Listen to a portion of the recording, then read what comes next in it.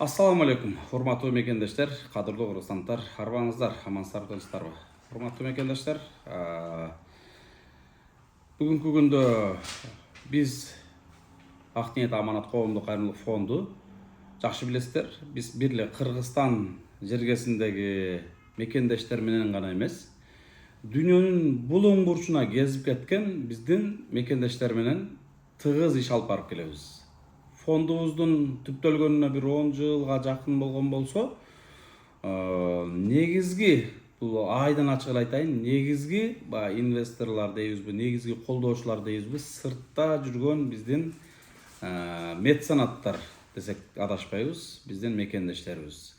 Анткени ал жакта көптөгөн бир туугандарыбыз бир эле биздин Ак ниет аманат коомдук фонду аркылуу эмес, негизинен Кыргызстандын чоң инвесторлору да, Кыргызстаныбыздын экономикасын көтөрүп атканы, Кыргызстаныбыздын ар бир мекендештерибизге жардам берип атканы, көмөктөшүп атканы, жакындарына колдоо көргөзүп атканы, кыскасын айтканда, Кыргызстандан сыртка чыгып, өлкөбүзгө, мекенибизге салымын кошуп аткан биздин эр азаматтар чындыгында аз эмес. Мына ошол эр азаматтардын бири менин алдымда, жанымда отурган. Ассаламу алейкум. Алейкум ассалам. Кандайсыз? Жакшы. Ден соолугуңуз жакшыбы? Жакшы, Кудайга шүкүр. Бүгүнкү күндө өзү Баткендин тургуну, ал эми Италиядан келген биздин мырза турат. Азыр бүтүүсүз эфир болуп калды. Бул мырза эфирдин максаты, түпкү маңызы эмне экенин деле түшүнбөсө керек. Мен бүгүн азыр көрүшүп калып, Италиядагы биздин мекендештерибиз боюнча сурагым келип атат да.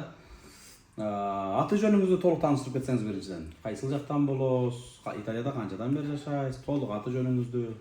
Атым Азизбек Кожоев. Мен Италияда 4 жылдан бери жашайм. Өзүм Баткенден болом. Анан Италияда магистратураны аяктаганбыз өзүбүз. Туризм тармагында иш алып барабыз. 4 жылдан бери Италияда жүрөсүз. Ооба. Италия менен Кыргызстандын абасы алмашканга бир аз ден соолук сыркоолоп калдыңыз окшойт. Ошондой окшойт. Негизинен азыркы учурда Кыргызстанда айрыкча Жалал Абадта ушу тумоо жүрүп атат. Мен деле мына бүгүн кичине тикеленип чыгып калдык. 2-3 күн тумоолоп, төшөктө жатып калып дегендей. Албетте Аллах таалам шифасын берсин. Амин. Ал жакта кандай мекендештерибиз, биздин бир туугандарыбыз? Эми жалпы элчиликтин маалыматы боюнча 6000 кыргызстандык бар. Ал жакта 6000 кыргызстандык бар. Анын эми көпчүлүгү ошо компания регион деп коет. Наполи, Салерно деген жерлерде жайгашкан бир 3000дейчи. Анан 2000ге жакын ошо Сардиния деген аралда жашашат. Эми көпчүлүгү ошо карган кишилерди карап иштешет. Негизгиси эмне жумуш кыласыздар ал жакта? Аякта эми негизгиси карыларды карап иштешет. Карагандардын себеби Европа өлкөлөрүндө калктын саны аябай азайып атат да. Төрөлүү жок келсе, өлүүнүн саны көп. 65-тен ашкандардын саны толтура. Алар бирөөнүн карабына муктаж болот караганда. Алар ошолорду карап иштеген биздин эжелер, карындаштар көбүнчө аял заты. Ошолорду карап иштешет. Студенттер бар, окугандар бар. Негизинен ошо карыларды карагандар менен студенттер жашашат. Айлык маянасы жакшы окшойт. Айлык маянасы эми салыштырмалуу жакшы. Кыргызстанга салыштырмалуу. Жакшы. Негизинен жанагы кооптулук жагы кандай биздин мекендештерибиз үчүн? Биздин мекендештердин кооптулук жагы негизи Италия жакшы. Документ жактары мен айтып аткан Сардиния аралында аларга мүмкүнчүлүк берет бир ар жыл сайын легалдашып алгангачы. Эгер документи жок болсо деле, себеби аларга жумуш орундарга муктаждыктары бар алардын. Италиянын өкмөтүнүн картаңдарды караш үчүн аларга документ жасап беришет. Ошол документ менен иштей берсе болот алар. Кооптулук жагы тынч эле. Эч кандай кооптонуу жок. Тынч. Кооптулук жагы тынч. Италия десе мен эле эмес, жалпы жаштар айрыкча итальянский брендовый производство кийимдер жана башка ушундай бир эме жактары өнүккөн да, ошол менен биз Италияны тааныйбыз да. Андан башка дагы таң калдырган дагы эмне жактары бар мисалы? Эми Италия деген тарыхта бизге Италия деген тарых эске келет. Себеби биз саясат, сенат, парламент деген нерселер ушул Италиядан пайда болгон. Юриспруденция, саясат дегендерчи. Сенатор дегендер кары аксакал дегенди билдирет да. Ушундан анан мисалы парламентте акылдашат го, биз сүйлөшүп акылдашып, мисалы парламент дегенде француз, итальян тилинен алынып атат да. Парла дейт да, сүйлө деген да, сүйлөө, акылдашуу деген маанини түшүндүрөт да. саясат эске келет. Баня эске келет. Италия деген биринчи банялар мына Италияда пайда болгон. Банябы? Баня. Кадимки русский банялар. Кадимки баня Италиядан пайда болгон да. Себеби Италияда 2000 жыл мурда эле кишилер отуруп, баняда жаңылыктарды сүйлөшүп, фонтандар, тазалык, гигиена, коомдук ажатканаларга чачылган да Италияда. Мына 2000 жыл мурда коомдук ажатканаларга кишилер акча төлөп кирип жүргөн. Сиз Италияга барып калганыңызга эмне себеп болуп калды? Кантип ал жакта тандап калдыңыз? Мисалы биздин көптөгөн мекендештерибиз ошол жакынкы кошуна өлкөлөр Казакстан, Россия, мейли Дубайга чейин барып көп азыр иштеп атышат да, Кореяга чейин. Сиз Италияны тандалыпсыз да, эмнеге? Мен өзүм айткандай, мен окуган бардым да Италиягачы. Анан эми кесиптер бар да, мисалы адам IT окуйм десе Америкага окуйт. Медицина окуйм десе Германияга окуйт. Инженер болом десе Италияга окуйт. Моданы үйрөнөм, кийимди үйрөнөм десе Италияга окуйт. Архитектор болом десе Италияга окуйт. Саясатчылар деле Италияда окуйт да. Себеби Ошондо сиз кайсы бирин тандапсыз? мен саясатты тандап, саясат окуп келдик да. Келечектеги чоң бир саясатты сизден көрсөк болот экен. Буюрса, эми мындай да, мен ойлошумун да мурдачы. Кантип эле биздин регион, Борбор Азия, эми түрк тилдүү элдер, Борбор Азия өлкөлөрү ушундай бир интеграциялык проект кура албайт депчи. Мисалы Европа биримдиги, Германия, Италия, Франция, Испания, булар биримдик да. Биримдик бири-бириге товар алат, товар сатат, бири-бириге жардам берет. Бир борбордук банктары бар, инвестициялык фонддору бар. Анан ушуну ойлоп, ушул факультетке түшүп калдык анан өзгөчө.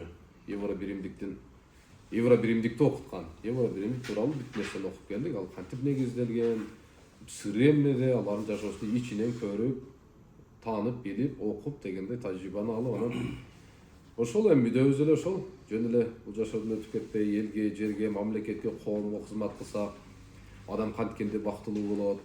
Биздин коомдогу ошол процесстердин жүрүшү, асман менен жердин, дарактардын, бул экономикабыздын өнүгүшү, мамлекетибиздин бул процессте сакталып турушу, баланста жүрүшү, ушу акыйкатты таратсак, канткенде коомубуз абсолюттук бактылуулукка жетет.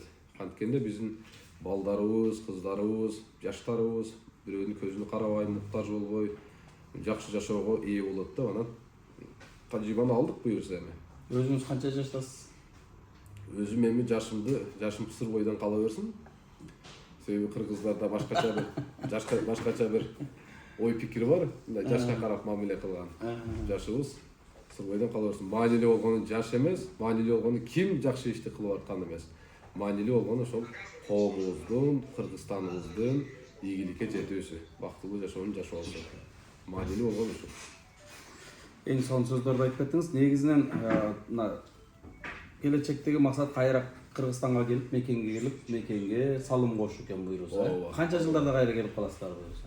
Кыргызстанга уже келип эле калдык. Азыр эми 4 жылдан бери келдик болчубуз, келип ташкын сактап атабыз эми Кыргызстанга, өлкөбүзгө. Ал жакта окууңузду толугу менен бүтүп келдиңиз. Окууну толугу менен бүттүк, иштерибизди бүттүк, тажрыйбабызды алдык. Эми үйрөнчү нерсебиз аябай көп экен, дүйнөнү көп кыдырып, туризмди үйрөнүп келип калдык мекенибизге кайра. Ошол эми Кыргызстанга жетпейт. Эми кеңешим чет өлкөгө кызыгып аткандарга туура барып окуса болот, иштесе болот, бирок мекенге Кыргызстанга жетпейт эч нерсе. Кишилер айта бериши мүмкүн, мисалы калбайсыңбы Европада же Америкада башка. Өлкөңдөн башка жерде эч ким сени кучак чайып күткөн жери жок. Кыргызстанга жетпейт, ошон үчүн мекенди сыйлаш керек. Себеби канчалаган миңдеген улуттардын арасынан, миңдеген элдин арасынан өзүбүздүн эгемен мамлекет бар, өзүбүздүн тилибиз бар, өзүбүздүн каада салттарыбыз бар. Ошоларды бекем кармап, анан бөлүнбөй Кыргызстанда алчыл, булчул же про-американский же батышчыл болбой, биз өзүбүздүн кылымдар бою түптөлүп келген менталитетибиз бар, баалуулуктарыбыз бар. Ошолорду бекем кармап, Кыргызстанда буюрса коомубузду өнүктүрүп, жаш мамлекетбиз, жаркын келечекке болгон толук ишенимибиз бар буюрса ийгиликте. Мынакей, чындыгында Кыргызстаныбызда ушундай болгон жаш, мыкты адистер, мыкты таланттуулар бар үчүн келечек алдыда. Буюрса Италияга барып билим алат элем, окуйт элем, ал жака барып же жумуштайт элем деп же болбосо жетпей ал жакта маалыматсыз жүргөн биздин көрөрмандарыбызга маалымат алуу үчүн телефон номериңизди же адресиңизди таштап кетсек болотпу? Телефон номерибизди жазып коебуз. Эгер жардам Айтып да кетсеңиз болот экен. айтып деле кетем +39 351 840 2151. Ушул номерде WhatsApp'ыңыз бар. Ушул номерде WhatsApp'ыбыз бар. Эгер кандайдыр бизден бир жардам керек болсо, бир маалымат керек болсо, кубанычта болобуз жардам бергенге. Instagram баракчаңыз эмне деп? Азизбек Кожоев деген Instagram баракчам. Мына ушундай урматтуу мекендештер, ушул номерлерге жана ушул сайттарга кирип, Азизбек мырзадан толук сиздер маалымат алып, өзүңүздөргө керектүү маалыматтарды алып пайдалансаңыздар болот. Албетте биздин Кыргызстаныбыздан не деген мыкты адистер, не деген мыкты патриоттор, не деген мыкты келечектеги атуулдар жок эмес. Алар буюрса бир эле Кыргызстандын ичинде эмес, Кыргызстандан сыртта күчтүү мамлекеттерде билим алып, илим алып, тажрыйба топтоп жүргөн мыкты көптөгөн адистер бар. Мына ошолордун бири бүгүн Азизбек мырзадан бир кыскача маалымат алдык. Буюрса келечек мына ушундай жаштардын колунда. Азизбек мырза, ийгилик анда. Ишиңиз ийгиликтер болсун. Биз кийинки эфирлерде сизден дагы бир кенен эфир алып бергени ниет кылабыз. Пока сиз бул жерде экенсиз. Жалал Абадка куш келипсиз. Ооба, кош болдук. Кош көрдүк. Кубанычтабыз.